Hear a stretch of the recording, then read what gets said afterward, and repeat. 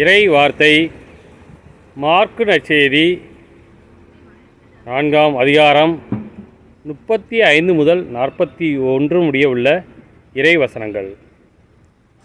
அன்றொரு நாள் மாலை நேரம் இயேசு சீடர்களை நோக்கி, அக்கரைக்கு செல்வோம் வாருங்கள் என்றார். அவர்கள் மக்கள் கூட்டத்தை அனுப்பிவிட்டு படகில் இருந்தவாறே அவரை கூட்டிச் சென்றார்கள். வேறு படகுகளும் அவருடன் சென்றன. அப்பொழுது ஒரு பெரும் புயல் அடித்தது. அலைகள் படகின் மேல் தொடர்ந்து மோத அது தண்ணீரால் நிரம்பிக் கொண்டிருந்தது. அவரோ படகின் பிற்பகுதியில் தலையணை வைத்து தூங்கிக் கொண்டிருந்தார். அவர்கள், போதகரே, சாகப் போகிறோமே, உமக்கு கவலை இல்லையா என்று சொல்லி அவரை எழுப்பினார்கள்.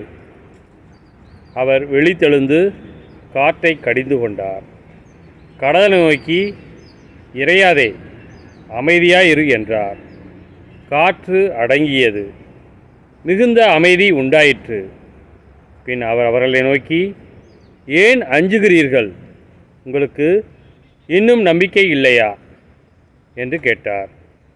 அவர்கள் பேரச்சம் கொண்டு, காற்றும் கடலும் இவருக்கு கீழ்ப்படுகின்றனவே, இவர் யாரோ என்று ஒருவரோடு ஒருவர் பேசிக்கொண்டார்கள்.